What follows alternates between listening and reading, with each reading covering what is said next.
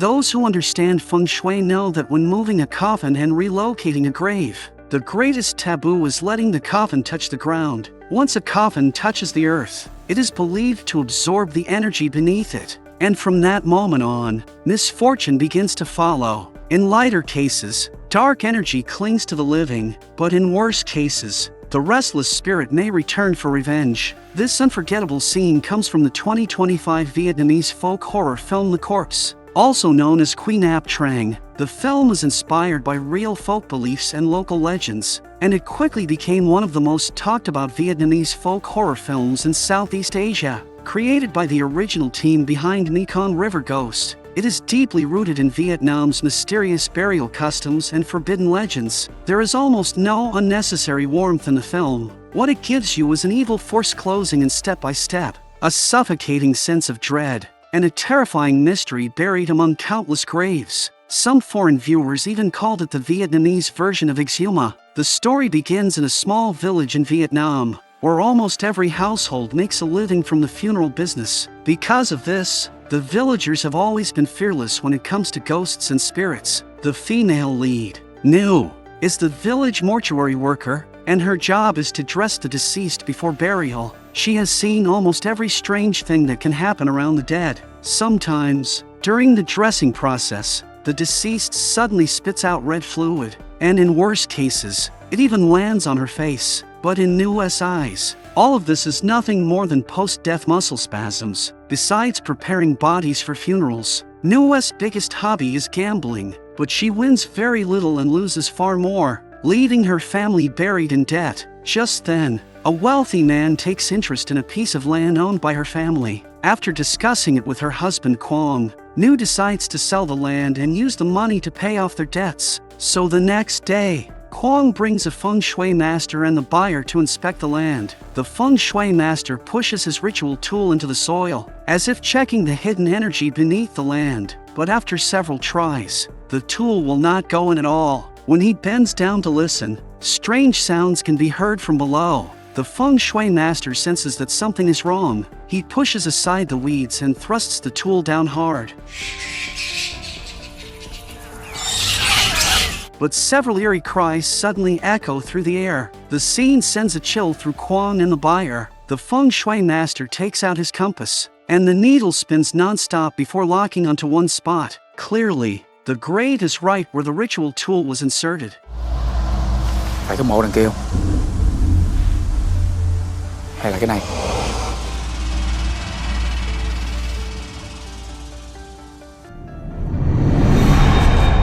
Soon, Quang calls several young men from the village to help open the grave.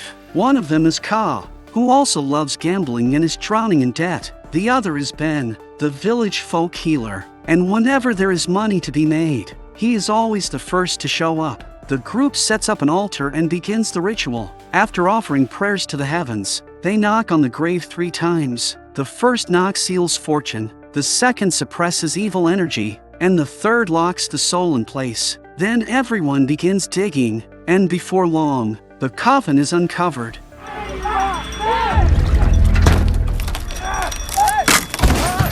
But just then, the carrying pole snaps, and the coffin crashes to the ground. Whether the people at the scene understand feng shui or not, they all know this is a terrible omen. In feng shui, this means the balance of the 5 elements has been broken, and once that balance collapses, disaster is believed to follow. Sure enough, after they lift the coffin out again, they plan to rebury it, but the feng shui master refuses. He says the coffin cannot be buried again right now. They must first carry it back to the landowner's home, and only after he performs a ritual to avoid disaster can it be buried again. With no other choice, they transport the coffin back to Quang's house. But on the way, the cart suddenly breaks apart, and a steel rod from one wheel pierces into Ben's leg. Even the feng shui master is stunned. So many things have happened before the coffin has even reached the house, proving this is no ordinary coffin, but an extremely dangerous omen. After they return to Quang's house,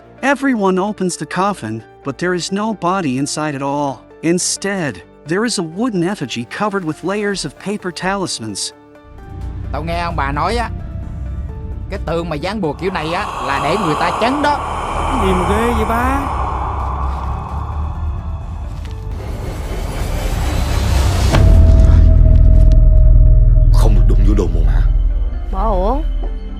Cô muốn nó theo cô cả cuộc đời hả? Looking at the necklace and ornaments inside, the greedy New wants to keep them for herself. Luckily, the ritual master stops her in time, but she is not the only one eyeing that necklace. Ka and Ben can barely hide the greed in their eyes. That night, Ka sneaks into Quang's house and comes to the coffin. Seeing that no one is around, he lifts the lid and takes out the necklace.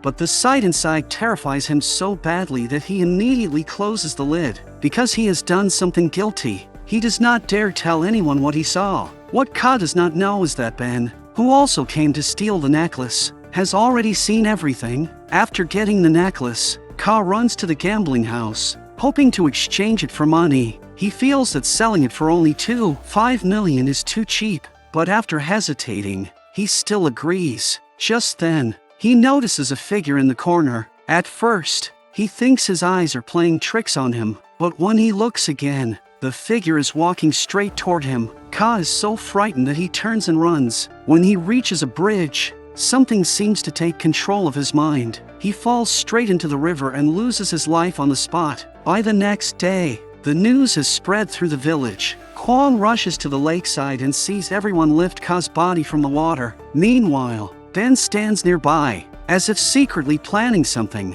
Sure enough, after everyone leaves, Ben sneaks into the room where Ka's body is being kept. His purpose is obvious. He wants the necklace on Ka's body. He pulls open the shroud and searches beside the body. Before long, he finds the necklace near Ka's hand. But just then, a violent wind bursts through the room. When Ben comes back to his senses, Ka's eyes have opened. His hand is being tightly grabbed by Ka, and red fluid keeps spilling from Ka's mouth. Terrified, Ben grabs the necklace and runs. The next day, Ben plans to sell the hidden necklace, but his sneaky behavior is noticed by his wife, Lon. Before Ben realizes he has been exposed, Lon scolds him for doing nothing all day. She says he only knows how to drink and never makes money. Unable to take it anymore, Ben goes out for a drink. This is exactly what Lon wants. As soon as Ben leaves, she reaches behind the dressing table. That night, Lon takes out the necklace and tries it on.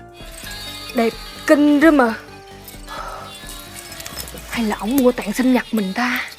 But no matter what she does, she cannot get it around her neck. Behind her, a pitch black hand appears. At the same time, the door begins moving on its own, as if someone has entered the room. The moment she turns around, the lights flicker wildly, and the door shuts by itself. Lon feels as if she has encountered something unclean, but even something this terrifying cannot suppress her love of beauty. She picks up the necklace again and puts it around her neck. The strange movement of the necklace frightens Lon so badly that she struggles desperately. After great effort, she finally breaks free, but then, the rope on the ground begins moving on its own. Before she can react, it drops from the ceiling and lands in front of her neck. In the next second, Lon is lifted into the air. In the end, she loses her life hanging from the roof beam. When Ben comes back after drinking, he finds the door tightly locked. No matter how hard he pushes, it will not open. As a cold wind blows past, Ben suddenly starts throwing up. But at that moment, the door opens by itself. When he comes back to his senses, he sees a scene that almost shatters him. Lon is hanging lifeless from the roof beam. After Lon passes away, Ben calls Nu over to prepare her body for the funeral. At the same time, he returns the necklace to Nu. Nu does not notice anything unusual, and that night, she begins preparing Lan's body. First, she ties Lan's 2 toes together with a red string. Then she places Lan's hands properly. But just then, the light bulb flickers non-stop. When she looks at Lon, she sees that Lan's arm has somehow dropped down. Lan's thumb is bent backward against her palm in a strange way. Nu does not dare bend it back to check. Soon, she realizes the other hand is also in the same strange position. She can only force the hands back into place. There is still one final step in the funeral preparation. She must seal the eyes, ears, nose, and mouth of the deceased, so the soul will not wander away. But just as Nu was about to seal Lan's nose, Lon suddenly begins to twitch. Then red fluid pours from her mouth, and her terrifying appearance sends a chill down anyone's spine. After finishing the preparation, Nu hurries home late at night, but on the way, she keeps feeling as if something is watching her. She is so frightened that she runs the whole way and finally makes it home safely. Cái gì vậy? Em thấy có người đi theo em. Đâu có ai đâu.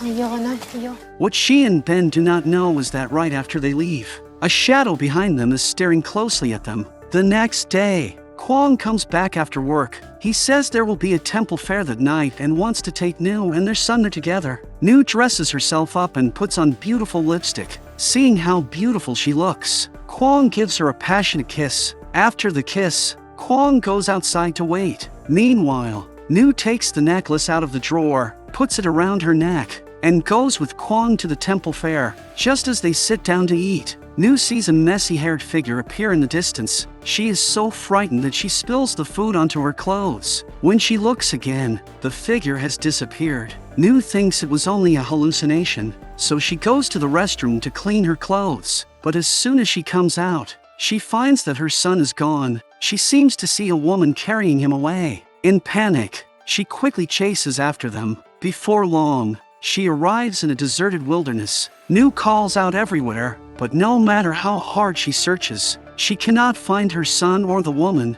Suddenly, a figure flashes past her. When she turns her head, she sees that woman holding her son and jumping off the cliff. Nu rushes to the edge and looks down, but there is no one below. However, when she turns around, a decayed face suddenly appears right in front of her. Nu is so frightened that she loses her footing, falls off the cliff, and loses her life. Quang, still at the temple fair, knows nothing about this. The child is clearly right beside him, but Nu has not returned for a long time. Just as Quang is searching for her, terrible news arrives. He rushes to the hospital, but the doctor tells him that Nu no longer has any signs of life. Quang freezes in place. He cannot believe that in such a short time, Nu is gone. He goes to the morgue, unwilling to believe it is true. But when he lifts the shroud, Nu's face has already lost all color. Unable to accept reality, Quang cannot make a sound. His grief makes him unable to imagine the days ahead without Nu.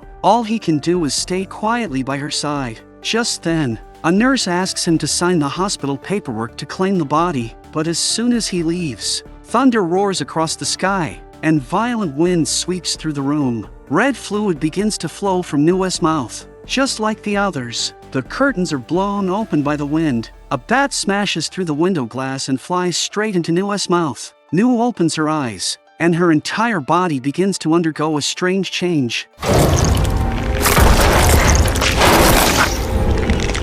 Just like that, Nu miraculously comes back to life. When Quang returns to claim the body, Nu's body is gone. This scene makes his blood run cold. Just as he searches everywhere, a figure flashes past the window. Sensing that something is wrong, he runs outside to chase after it. After chasing for a long time, he discovers that the figure has returned to his own house. Quang carefully tiptoes inside, following the footprints. Then he realizes that Nu has somehow come back to life. She is standing right beside him. Her stiff, unnatural smile sends chills down Quang's spine. Although terrified, he still prepares food for his revived wife. But Nu only looks at the food and keeps sniffing it.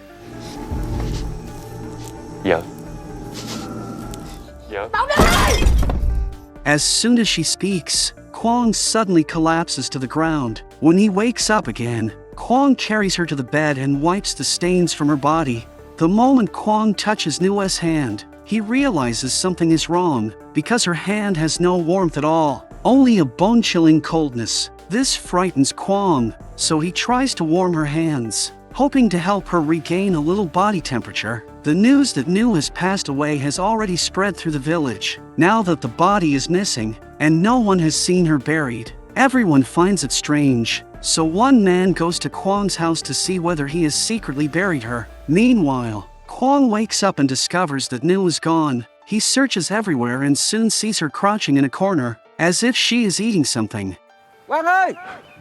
Mày có nhà không Quang? The sight of Nu feeding like something no longer human makes his heart tremble with fear. But since the person in front of him is still his wife, he forces himself to hold back his disgust. He hides by the window and quietly watches the man outside. Only after that person leaves does he dare make a sound. Clearly, Nu does not want anyone else to know that she has come back to life. But the moment she turns around, she stares at him with that stiff, unnatural smile. The look makes Quang feel a chill in his heart. Nu walks to the bed, gives him a strange smile, and lies down completely stiff. Quang knows something is not right, so he secretly locks Nu inside and goes to the old ritual master. The ritual master says that long ago, a woman in the village practiced a forbidden possession ritual. This ritual allows a spirit to take over another body and come back to life. Her son passed away at a young age, so she wanted to use it to bring him back. But just as the ritual succeeded, the villagers caught them and ended the ritual on the spot. After that, they sealed the woman's spirit inside a wooden effigy and buried it in the back mountain. Quang wants to know how to recognize the ritual. At first, he is still not sure. Đặc trưng của quỷ nhập tràng là thường đi nhón gót chân, thích ăn thịt sống và cơ thể toát ra mùi hôi thối. Tất cả những xác động vật sau khi bị chúng ăn thường bốc mùi hôi thối rất nhanh và đặc biệt có rất nhiều giỏi. But when he returns home and sees Nu holding their son with the tips of her feet slightly raised, a wave of cold fear rushes through his body. Thinking back on all of Nu's strange behavior, he has no choice but to accept the truth. Nu is truly gone. The woman before him is now a body taken over by an evil spirit. That night, Quang has a nightmare where Nu tries to harm their child. But when he wakes up, both his son and Nu are gone. He realizes that something terrible has happened. When he goes outside, the wooden effigy from the coffin is also gone. The one attached to Nu's body is that woman from years ago. Since she has taken the child with her, she is most likely trying to complete the ritual to bring her own son back. Sure enough, Nu has arrived at the old grave and dug out her son's ashes. After saying this, Nu leaps out of the pit and begins setting up the ritual altar. Not long after the ritual begins, Quang finds her. He tries to make Nu stop and asks what his family ever did to offend her, but Nu says they did not offend her. If anyone is to blame,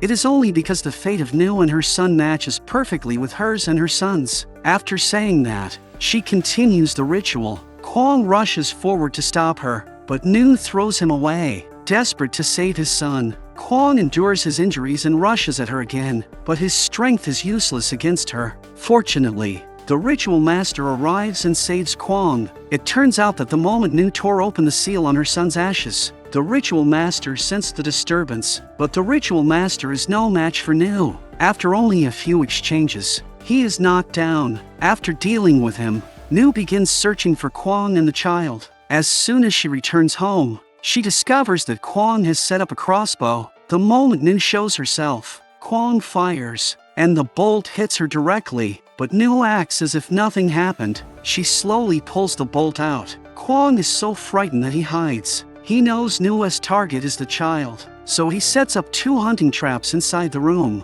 Sure enough, Nu falls into the trap and is firmly caught. Quang seizes the chance to take out a capture net and wraps her up tightly. After completely restraining her, he ties Nu in the middle of a pile of firewood. He plans to burn the possessed body and end the curse. Nu still tries to soften Quang's heart and begs him to let her go. But Quang no longer has the slightest mercy. Because she has brought disaster upon his entire family, he will never let her go. As the fire is lit, Nu finally disappears into ashes and smoke. And at this moment, the film reaches its ending. Alright, that is all for today's story, and I will see you in the next one.